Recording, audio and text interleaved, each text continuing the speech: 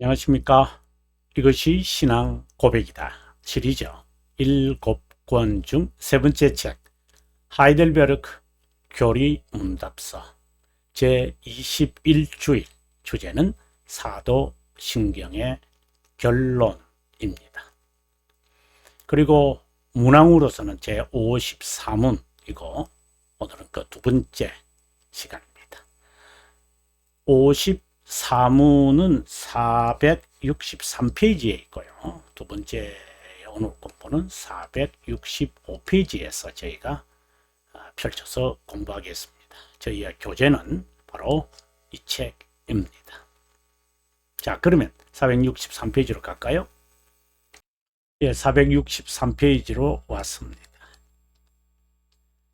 당신은 그리스도의 거룩한 공회에 관해 무엇을 믿나? 교회론에 관한 내용이죠. 이 내용이죠. 자, 봅니다.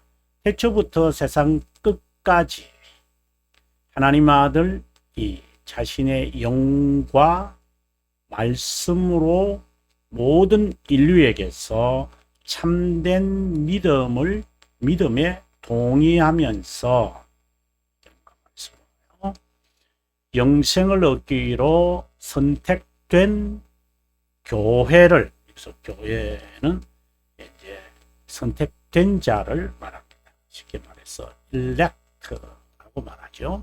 자신에게로 모으고 변호하고 보존하는 것이고, 자, 두 번째입니다.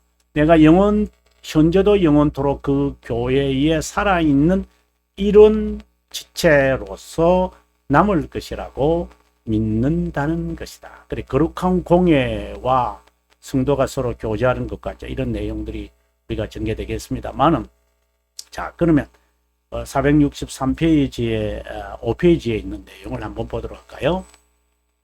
예, 아마 지난 시간에 아마 여기에서 우리가 공부해야 되는데 아마 여기서 마무리된 것 같습니다.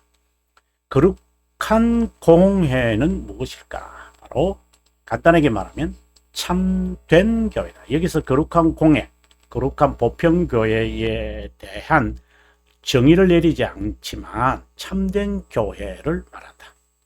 참된 교회에 대해서는 별지가 29항에서 자세하게 말하죠. 28항에서는 모든 자는 교회에 참된 신자는 참된 교회에 가입해야 한다. 왜?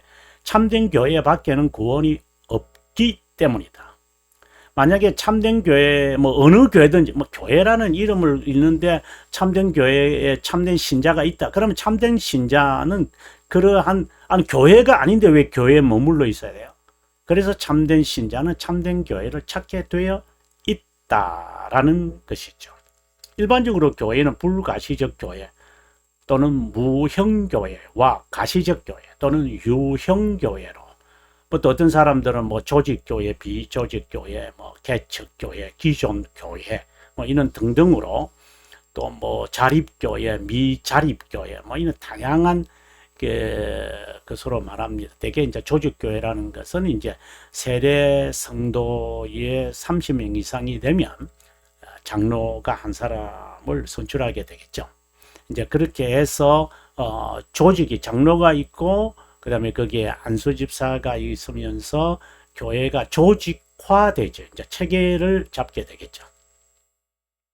전자는 하나님께만 알려진 선택된 모든 자, 그리스도 안에 연합한 자, 서로 의존하고 결합하여 사랑 안에서 한 몸으로 자라가는 교회로서 그리스도의 배우자며 몸이고 언약의 백성을 말한다. 후자는 모친이라고 불리는데 성령 하나님의 부르심을 받은 자 또는 중생의 경험을 한 자가 한 곳에 모여 아주 중요한 내용을 우리가 밝히고 있습니다. 양육을 받는다. 그래서 모친이라는 말로 우리가 칼빈 선생이 특별히 이제 이 말씀을 하죠. 우르시누스는 여러분 아다시피 하이델베르크를 작성하신 분이십니다. 그분이 사실상 주석을 썼죠. 그래서 전에도 그냥 이런 겨디 이야기입니다만은 제가 이것을 써야 되나 말아야 되나, 이 작성자가 가장 잘 쓴 것이 아니겠어요. 제가 제 쓴 책을 제가 강의하는 것이 가장 정통인 것과 저를 비교할 수는 없지만 아무튼 이제 비유를 들면은 이제 빗대어 그렇게 말할 수 있다 이 말인데요. 우르시누스가 참된 교회의 표지 세 가지를 이렇게 말한다. 율법과 복음을 참되고 순전하고 올바로 고백하는 것. 첫 번째입니다. 성례를 합당하게 올바로 사용하는 것. 그 다음에 교리 또는 목회에 순종하는 것. 그러면 이것은 말씀 선포고, 그죠? 그 다음에 이것은 성례 집행이고, 그 다음에 세 번째는 기강을 말합니다. 그렇다면 벨기카에서 말하는 그 참된 교회 세 가지 표지와 거의 같습니다. 한번 볼까요? 자, 이렇게 두 개가 뭐 될는지 모르죠. 자, 순전한 교리가 교회 안에서 선포되어야 한다. 이렇게 되겠죠. 그 다음에 성례를 올바로 집행해야 된다. 그러면 이렇게 되겠죠. 교회가 그리스도께서 제정한 대로 성례를 순전하게 집행한다. 이거는 이렇게 가야 되네요. 그 다음에 교리 또는 목회에 순종한다고 고백한다. 그러면 이 내용은 이렇게 되겠죠. 그래서 기강이다, 성례다, 복음 선포다. 이제 이렇게 세 가지로 말합니다. 이에 따라서 칼빈 선생은 조금 다르게 말을 하죠. 다른 것은 아니며 제가 기강을 누락합니다. 하나님의 말씀이 순전하게 선포되고 들리는 것마다. 이거 상당히 특이한 말씀을 합니다. 선포되고 순종하는 자마다 이렇게 말을 해도 이제 상관이 없습니다. 그리스도의 제정에 따라 성례를 집행하는 곳마다 하나님의 교회가 틀림없이 존재한다. 그래서 말씀 선포와 그리고 성례를 집행하는 곳이다. 그럼 기강에 대해서 강조하는데 칼빈 선생은 기강을 참된 교회의 표지라고는 선언하지 않는 것 같아요. 하지만 매우 중요하게 칼빈 선생이 기강을 제 단어로 기강이고요. 본래는 이제 징계 또는 징계라기보다는 권징을 이제 성경에는 징계라고 되어 있죠. 징계 또는 권징. 권징이라는 말은 우리가 이제 나중에 교회 견책에 대해서 이야기할 때 저는 견책이라는 단어로 씁니다. 그 censure이라는 말인데요. 이런 단어가 있는데 이거는 하나의 기강과 관련되어 있죠. 이거는 좀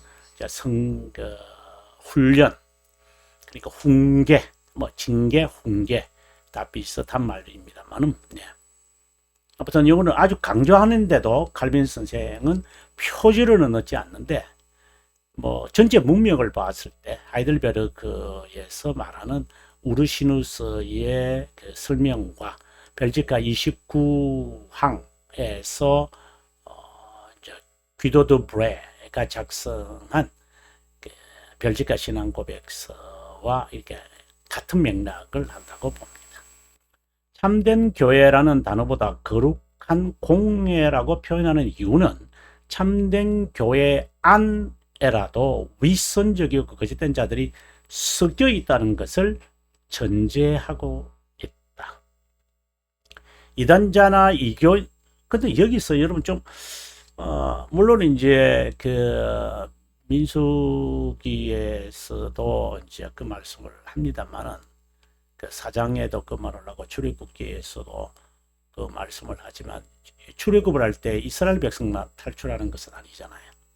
여러 잡족들이 있어가지고 그 타국인들이 늘 불만과 불평과 분리를 그 조성하고 마치 이제 모세와 아론에 대하여 항거하는 이제 그런 자세들이 나오는데 왜 그럴까? 그래서 교회 안에는 참된 교회라 하더라도 이단자나 이교인 그리고 로마 가톨릭 교회도 섞여 있다는 것을 좀 간과하는 것 같아요. 그리고 교회 봉사 좀 열심히 하고 헌금 생활 잘하고 또 봉사생활하고 이러면 뭐 제대로 신앙생활 하네. 뭐 간섭도 안 받고 그리고 뭐 간섭도 안 하고 그러니까 뭐 말씀을 늘 듣는 것 같고 교회 행사 잘 참석하고 성례 행하고. 그런데 이제 실제로 목회를 하면서 이제 기도 브레라든가 그리고 칼빈 이후에 칼빈이 이제 1564년에 세상을 떠나시고 루시누스가 하이델베르그 우리가 공부하는 것은 1563년에 작성이 되잖아요. 그 칼빈이 있을 때 이제 배워서 이제 쓰는 건데 그들은 기강이라는 것을 이렇게 넣는 것 같아요. 제가 말하는 것은 기도도 브레의 벨치카시는 고백스와 우르시누스의 이 하이델베르그 교리문답서를 말합니다. 이제 나중에 이제 1657년에 이제 57년이 아니까 1567년인가 네 이제 1600 이제 제가 지금 조금 가물가물 했습니다만은 그 엠든 종교회의에서 이제 이 하이델베르그와 벨지카 신앙 고백서와 칼빈의 제네바 교리문답서를 이제 신앙의 교육과 고백으로 채택을 하잖아요. 그래서 아주 중요하죠, 하이델베르그. 근데 이제 그 프랑스어를 쓰는 사람들이 있어서 제네바를 택했는데 나중에 제네바를 빼고 이제 17세기 중엽이 되면서 아르미니우스파가 워낙 그 강교하게 이제 퍼져가고 확산하는 것을 보고 교리문답서는 거의 이제 하이델베르그와 제네바 교리문답서가 비슷하니까 그리고 그것을 빼고 그 제네바 교리문답서 대신에 돌터레이터 법규를 이제 대신 채택을 하게 되어서 대륙의 개혁 신앙의 이제 핵심 신앙 교리로 이제 자리를 잡는 것이 있죠. 아무튼 이러한 전체를 살펴볼 때에 교회 안에는 거짓된 자들이 섞여 있습니다. 근데 본인이 거짓된 자인지도 몰라요. 아마 양심으로는 알 수 있는데 그것을 사람은 자기를 잘 속이고 감추고 그리고 기만하는 것이 본래 그 무화과 나무 잎으로 자신을 가리는 것처럼 부끄러운 부분을 사람은 가리니까 뭐 그렇다고 해서 뭐 제가 말하는 저는 참된 신자고 이 뭐 당신은 잘못됐다 이 말을 제가 하려는 것은 전혀 아닙니다. 참된 교회라는 단어보다 거룩한 교회 공회라고 하는 것이 바로 이것을 지금 말하고 있습니다. 표지를 외적인 것으로 본다. 로만 카톨릭은 위조 문서, 이것을 이제 이시도리안이라 그러죠. 이시도리안, 오리안, 이렇게 이시도리안 문서. 자, 이 안에 이제 콘스탄티누스의 위정서가 있죠. 8세기에 만들어진 거로 보면서 그걸 만들면서 이제 로마 카톨릭의 교황들의 족보 서신들을 막 조작해서 이제 현재까지 잘 써먹고 있죠. 그 표지를 외적인 것으로 본다. 로마 카톨릭은 위조 문서와 역사를 통해 자신들에게 베드로의 지상권이 있다고 가공한다. 거룩하다는 것은 그리스도의 보혈과 영으로 하나님에게서 거룩함을 선언받고 거룩함의 선언을 받았다 하는 이 말이 이제 sanctification을 말하죠. sanctification. 보통 우리가 성화라고 이제 말합니다만 저는 거룩함이라고 말하는 것이 성경적 용어다라고 봅니다. 그분의 의와 신자의 순종 사이에 일치, 조화가 있는 것이다. 이렇게 되려면 의를 사랑해야 하기에 인간성에는 그것을 참 정말 목회를 하면서 정말 절실하게 느끼는 겁니다.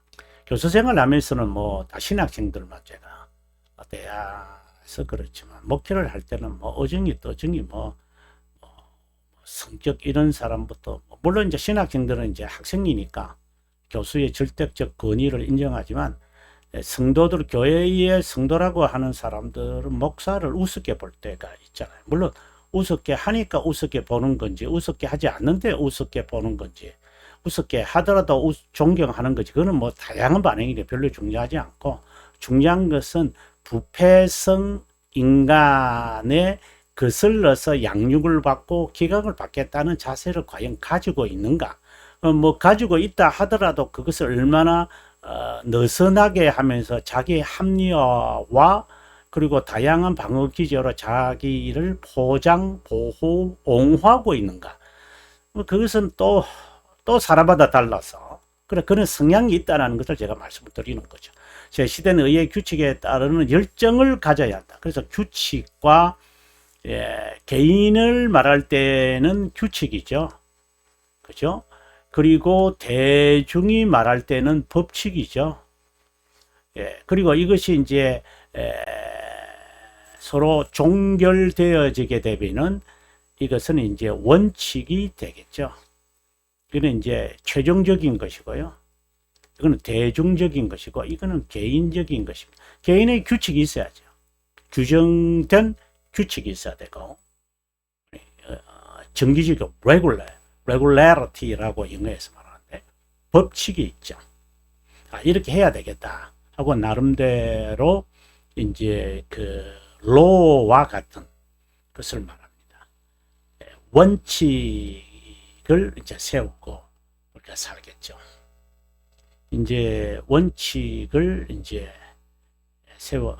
이게 대중 같아요. 이 대중을 세우고, 그 다음에 이것은 이제 법으로 이제 남는 거죠. 법칙. 이러면 이제 이렇게 법으로 집행하는 거니까. 그 전에 이제 어느 한 원칙을 세워가지고, 이제 프린서플이라고 그러잖아요. 프린서플을 세워가지고 이제 법칙을 가기 전에 하나의 중간 단계, 대중들이 이제 원하는, 우리는 이런 원칙으로 살겠다. 자, 이렇게 이제 하는 것이 있겠죠.